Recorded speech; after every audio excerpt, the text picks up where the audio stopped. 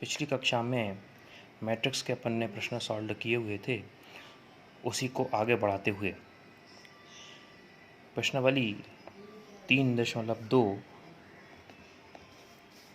का ये प्रश्न नंबर 2 का सबसे पहले हम देख रहे हैं। प्रश्न नंबर 2 हमको करना है, एक मैट्रिक्स ये है हमारे पास और एक मैट्रिक्स ये है। इन दोनों मैट्रिक्सों को आपस में जोड़ना है।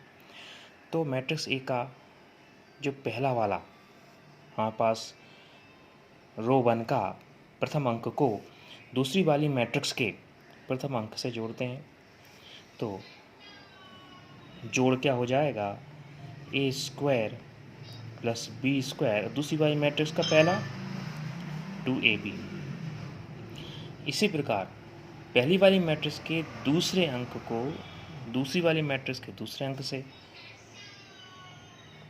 B square plus c square plus 2bc।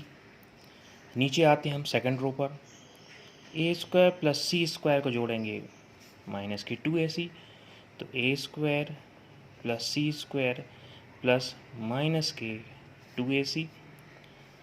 इसी प्रकार ए स्क्वायर प्लस बी स्क्वायर को जोड़ेंगे माइनस के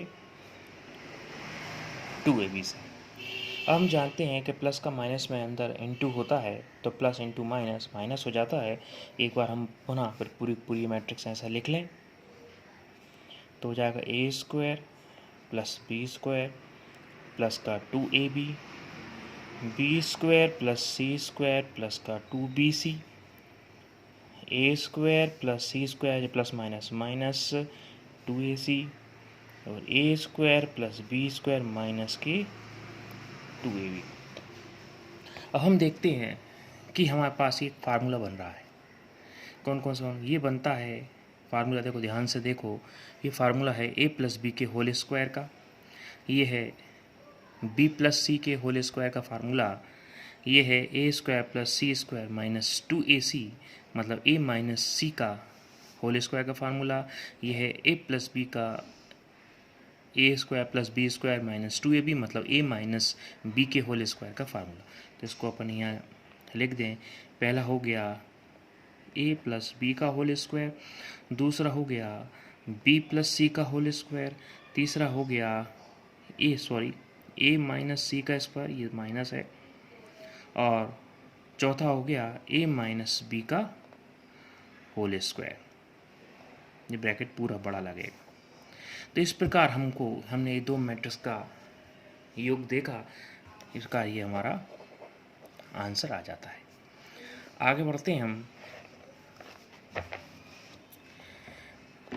क्वेश्चन नंबर 2 का ही अगला प्रश्न है। क्वेश्चन नंबर 4 है ना, 2 का 4 नंबर का प्रश्न है। ये दिख रहा होगा, मैं फिर से खोल लेता हूँ पूरी। क्वेश्चन नंबर 2 का 4 नंबर का क्वेश्चन है। पहले मैट्रिक्स हमारे पास मान लो एक ए मैट्रिक्स ये है, बी मैट्रिक्स ये है। इन दोनों को आपस में हमको ऐड करना है। तो पहली वाली मैट्रिक्स है cos square x sign square x, sign square x cos square x, sign square x cos square x, cos square x sine square. ये दूसरी मैट्रिक्स है। इन दोनों को आपस में जोड़ना, जो अपन ने जोड़ने का तरीका पिछले क्वेश्चन में बताया है, बिल्कुल यथावत सेकंड क्वेश्चन में भी रहेगा कि जो अंक जहाँ पर है जिस मैट्रिक्स का, दूसरी वाली मैट्रिक्स के उसी स्थान पे जो अंक दिया है उन दोनों को आपस में जोड़ते हैं। चलो देखो, इस बार मैं थोड़ा सा बता रहा हूँ आपको। देखो कॉस स्क्वायर एक्स को जोड़ देंगे साइन स्क्वायर एक्स से, तो cos square x sign square x हो गया। अब यहाँ अगला दिया हुआ है साइन स्क्वायर एक्स, को यहाँ क्या लिखा है कॉस स्क्वायर एक्स। इन दोनों को आपस में जोड़ दो तो sign square x cos square x. अब हम आते हैं सेकंड रो पर, तो यहाँ पर पहली की साइन स्क्वायर एक्स, यहाँ पर कॉस स्क्वायर एक्स, ये दोनों आपस में जुड़ गए। अगला है फोर्थ, तो हो जाएगा कॉस स्क्वायर एक्स, यहाँ पर दिया है साइन स्क्वायर एक्स, तो ये आपस में जुड़ गए। तो हमने इसको क्लोज कर दिया ब्रैकेट को, ब्रैकेट में तो ये मैट्रिक्स के साइन है, तो हमने मैट्रिक्स को क्लोज कर दिया। अब हमने देखा ये फार्मूला है cos square x plus sine square x equal to, trigonometry का फार्मूला है cos square x plus sine square x equal to 1 होता है। चूँकि प्लस में 2+3 भी 5 होते हैं और 3+2 भी 5 होते हैं। इसको हम ऐसे भी लिख सकते हैं कि sin² x plus cos² x equal to 1। ये सारी वैल्यू हम इक्वेशन मान लो उसको नंबर 1 दे दें, नंबर 1 में अपन पुट कर दें तो हो गया cos² x plus sin² x बन, sin² x plus cos² x बन, sin² x plus cos² x बन, cos² x plus sin² x बन। ये हमारा आंसर आ गया। तो इसी प्रकार क्वेश्चन नंबर 2 में 2 प्रश्न और हैं, इनको अपने को हल करना है। तो ये हमारा आज का अपना होमवर्क है। तो होमवर्क लिखा हुआ है क्वेश्चन नंबर 2 का, question number 1 and question number 3। इनमें से जो भी प्रश्न आपको ना बने तो मुझे आप व्हाट्सएप पे सेंड कर दें तो मैं इसको हल करके बता दूंगा। और होमवर्क हल करने के बाद व्हाट्सएप पर मुझे हल किया हुआ भेजें फ़ोटो, जिसको मैं चेक कर कर आपको प्रेषित कर दूंगा। आगे बढ़ते हैं हम। आगे है हमारे पास क्वेश्चन नंबर 3। अभी अपन ने मैट्रिक्स का आपस में योग देखा था, है ना, एडिशन देखा था मैट्रिक्स का आपस में। अब अपन देखते हैं मैट्रिक्स का गुणा। ये बहुत सिंपल है। क्वेश्चन लगभग हमारे जो बनते हैं वो इसी पे आते हैं, गुणनफल पर ही आते हैं। तो हमारे पास एक 2 मैट्रिक्स दी हैं, एक दी है ये मैट्रिक्स और दूसरी मैट्रिक्स हमारे पास दी है। हमें इनको आपस में गुणा करना है। गुणा करने पे ये ध्यान रखना है हमको नियम कि पहली वाली मैट्रिक्स की रो लेना है और दूसरी वाली मैट्रिक्स का कॉलम लेना है, मतलब R×C। ये ऐसा इसलिए कि जब हम कोटि भी निकालते हैं तो कोटि हम लिखते हैं रो इंटू कॉलम, है ना, रो इंटू कॉलम लिखते हैं। तो वही हमारे पास हमको याद रहे, इस कारण मैंने ये R×C बताया है, row into column. Column into row भी कर सकते हैं, लेकिन वहाँ आपको थोड़ा सा कन्फ्यूज़न पैदा हो जाएगा, क्योंकि पहले कोटि निकालने में ये बताया गया था कि जब हम कोटि निकालते हैं तो पहले रो लिखते हैं, फिर क्रॉस का साइन लगाते हैं और फिर कॉलम लिखते हैं। इसलिए वही प्रक्रिया मैं यहाँ दोहरा रहा हूँ ताकि आपको याद रहे। क्वेश्चन आता है कि निम्नलिखित मैट्रिक्स की कोटि बताइए, तो हम रो इंटू रो की संख्या इंटू कॉलम की संख्या बताकर क्रॉस कर कर, मतलब रो मान लो किसी मैट्रिक्स में 3 रो हैं तो हो जाएंगी 3 रो, क्रॉस 2 कॉलम है तो लिख देंगे 2, तो 3×2 उसकी कोटि हो जाएगी। कोटि के प्रश्न मैंने पिछले बताए हैं आपको वीडियो में, यदि आपको कहेंगे तो मैं दोबारा भेज दूंगा। यहाँ मैं गुणा बता रहा हूँ कि 2 मैट्रिक्स का आपस में हम गुणा कैसे करते हैं। ये देखें, बहुत सरल है, कैसे करते हैं जरा देखें। तो मैं बोल रहा हूँ कि पहली वाली मैट्रिक्स की रो और दूसरी वाली मैट्रिक्स के कॉलम लेके चलें। तो हम देखते हैं पहली वाली मैट्रिक्स में ये है हमारी पहली वाली रो, ये है पहली वाली रो, तो ये है दूसरी रो।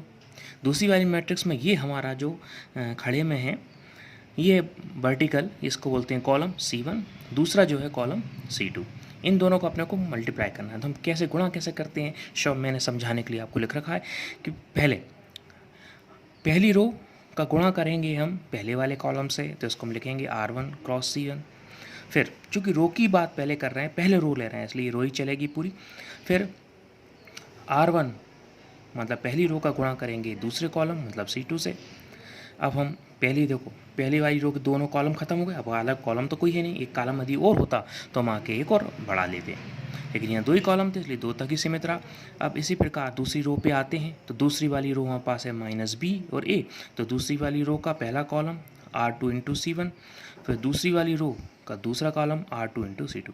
अब हम इसको हल करने के लिए अलग अलग भी लिख सकते हैं। तो R1×C1 को हम क्या लिखें, R1 मतलब देखो ध्यान से देखो AB है तो मैंने लिख दी AB। C1 माने पहला कॉलम दूसरी मैट्रिक्स का क्या है जी A और B, देखो खड़े में देखो AB तो AB हो गया। अब हमको करते हैं इनका मल्टीप्लाई कैसे करना है इसका, इसी से तो A×A, बीच में हमेशा प्लस का चिन्ह लगता है गुणा के बाद, फिर B का B से तो B, सॉरी स्क्वायर लग गया, A×A मतलब A² प्लस B², ये हमारे पास आ गया A² प्लस B² आ गया है। इसी प्रकार पहली वाली रो का इंटू करेंगे दूसरे कॉलम से R1×C2, तो हमने सबसे पहले R1 लिख ली, उसके बगल में हमने लिख दिया C2 कॉलम, देखो -B लिख दिया। गुणा करें, -B का गुणा ऐसे करा तो माइनस का AB, प्लस में बीच में जो है प्लस का साइन लगता ही है, फिर A का गुणा B में करा तो AB जी, AB माइनस के AB प्लस के आपस में कैंसिल हो गए, आ गया 0। अब पहली वाली रो पूरी क्लो हमारी हो चुकी है कंप्लीट। अब दूसरी वाली रो पहला कॉलम, तो R2 क्रॉस C1, R2 देखो ध्यान से माइनस बी और ए है, तो माइनस बी और ए लिख दिए, पहला कॉलम ए बी है तो वो लिख दिया। हम इनका आपस में गुणा करते हैं, ए का गुणा हम माइनस बी से करा तो माइनस का ए बी, बीच में साइन प्लस का, फिर ए का गुणा बी से करा तो ए बी। ये देखो प्लस माइनस प्लस के बी माइनस के बी यहाँ पे कैंसिल हो गए, बराबर जीरो आ गया। इसी प्रकार देखो आप R2 into C2, R2 into C2, तो दूसरी रो दूसरा कॉलम दूसरी रो क्या देखो माइनस बी इंटू ए, सॉरी माइनस बी और ए है, और दूसरा कॉलम है माइनस बी ए, तो इनका मल्टीप्लाई माइनस बी का माइनस बी में करा तो माइनस माइनस हो जाता है प्लस, एक लाइन और देख लो, प्लस ए इंटू ए, माइनस बी माइनस का माइनस से गुणा करा तो प्लस आ गया, बी इंटू बी स्क्वायर, और प्लस साइन बीच में है ए इंटू ए स्क्वायर। देखो हमारे पास चारों मान आ गए, ये चारों मान हमारे पास ये मैट्रिक्स है इंटू वाली, R1 cross C1, R1 cross C2, R2 cross C1, R2 cross C2। तो हमने क्या देखा है, सारे मान उठा कर रखते हैं। R1 क्रॉस C1 का मान है ए स्क्वायर प्लस बी स्क्वायर, तो हमने ए स्क्वायर प्लस बी स्क्वायर मान रख दिया। इसके बाद R1 इंटू C2 का मान हमारे पास जीरो है तो जीरो रख दिया, R2 इंटू C1 का मान हमारे पास जीरो आया है तो जीरो रख दिया, R2 इंटू C2 का मान आया है बी स्क्वायर प्लस ए स्क्वायर रख दिया। ये आ गया हमारे पास इसका आंसर। इसी प्रकार इसका क्वेश्चन नंबर 4 देखें, क्वेश्चन नंबर 3 का NCERT book question number 3 exercise है 3.2 का क्वेश्चन नंबर 4 है। अब देखो हमारे पास दो मैट्रिक्स दिए हैं, पहली मैट्रिक्स दी है 2 3 4, 3 4 5, 4 5 6, दूसरी मैट्रिक्स है 1 -3 5, 0 2 4, 3 0 5। ये दोनों मैट्रिक्स हैं, इनका हमको क्या करना है, आपस में मल्टीप्लाई करना है इन दोनों को। तो ये देखो R1 है, ये R2 है, ये R3 है। सेकंड वाली मैट्रिक्स में आते हैं, खड़े में देखें C1 है, C2 है, C3, R मतलब रो और C1 C2 C3 मतलब कॉलम, 3 कॉलम है ऐसे। तो इसी प्रकार हम बताते हैं गुणा कैसे करेंगे। तो पहली वाली रो लेके चल रहे हैं, R1 का इंटू C1 से, फिर R1 का इंटू C2 से, फिर R1 का इंटू C3 से। देखो R1 का C1 से, R1 का C2 से, R1 का C3 से। सेकंड रो पे हम आते हैं तो R2 का C1 से, R2 का C2 से, R2 का फिर C3 से। थर्ड रो पर आते हैं तो R3 का C1 से, R3 का C2 से, R3 का C3 से। इसको हम इक्वेशन में बराबर दे दें क्योंकि हमको बाद में वैल्यूज़ में पुट करने में आसानी हो जाएगी। अब पहला वाला हम लेके चलते हैं R1 cross C1, R1 cross C1 मतलब पहली रो लिख लो, पहली वाली मैट्रिक्स की रो लिख ली पहली, और दूसरी वाली मैट्रिक्स का पहला कॉलम C1, तो दूसरी वाली मैट्रिक्स का पहला कॉलम C1 माने 1 0 3 लिखा। अब मल्टीप्लाई का मैंने नियम बताइए, एक एक अंक का एक एक से करते हैं तो क्या हो जाएगा, 2 इंटू 1 बीच में प्लस का साइन, 3 इंटू 0 बीच में प्लस का साइन, 4 इंटू 3, तो क्या होगा 2 इंटू 1 मतलब 2, 0 और 4 इंटू 3 12, 14 हो गए। अब सेकंड R1 इंटू C2 देखो तो 2 इंटू माइनस का 3 plus 3 into 2 plus 2 into minus के 3 मतलब माइनस के 6 है ना, 6 से अपन 6 गए जी, अपने 0 बचे।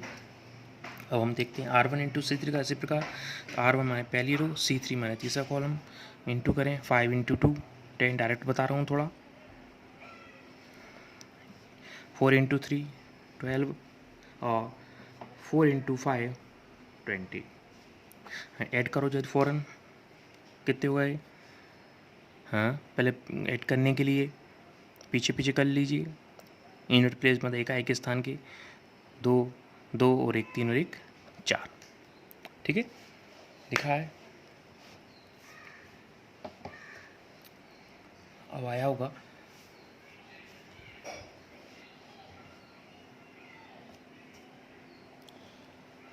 इसी प्रकार अब हम R2 क्रॉस C1 मतलब R2 का C1 से मल्टीप्लाई करें तो हमारे पास क्या आएगा, देखो 3 4 5 दूसरी रो है 3 4 5 और C1 माने पहला वाला कॉलम, तो इनका हम मल्टीप्लाई करा तो 3 into 1 plus 4 into 0 plus 5 into 3, तो 3 इंटू 1 मतलब 3 4 इंटू 0 मतलब 0, और 5 इंटू 3 मतलब 15। ये कितने हुए? 18। अब R2 इंटू C2 3 4 5 माइनस के 3 2 0 मल्टीप्लाई किया तो देखो माइनस का 9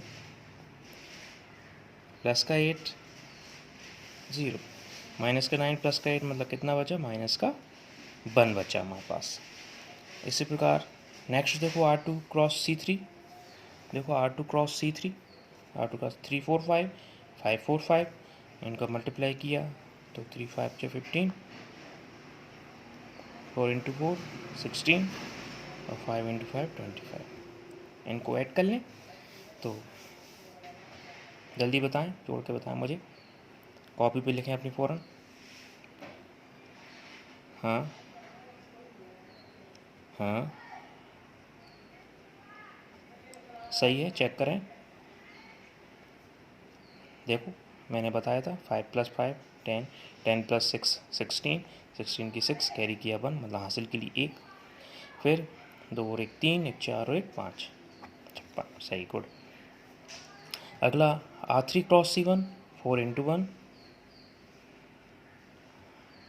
5 इंटू 0 6 इंटू 3, तो 4 इंटू 1 4 0 18, कितने हो गए? 22। फिर 4 इंटू माइनस का 3 माइनस का 12 और 5 इंटू 2 मतलब 10, बाकी 0 6 इंटू 0 6 0 होगा, नहीं लिखा मैंने, माइनस के 12 प्लस के 10 माइनस का 2।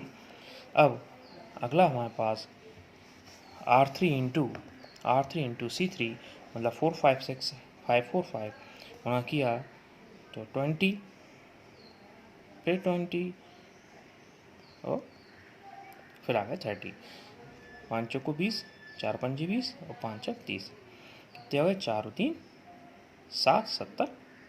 अब ये सारे मान देखो आप, इक्वेशन नंबर 1 थी अपनी ये सारे मान अपन निकाल के इक्वेशन नंबर 1 यहाँ रखना। इक्वेशन नंबर 1 में, तो इक्वेशन नंबर 1 में रखा तो R1 क्रॉस C1 का मान हमारे पास आया है कितना? 14, तो हमने लिख दिया है 14। फिर R1 क्रॉस C2 का मान आ गया 0, तो हमने लिख दिया 0। R1 क्रॉस C3 का मान आ गया है 42, यहाँ लिख दिया 42। अब R2 क्रॉस C1 का मान आ गया 18, तो लिख दिया 18। R2 क्रॉस C2 का मान आ गया माइनस का 1, तो माइनस 1। R2 क्रॉस C3 का आ गया 56। R3 क्रॉस C1 का मान आ गया 22, लिख दिया 22। R3 क्रॉस C2 का मान आ गया माइनस का 2। आंसर।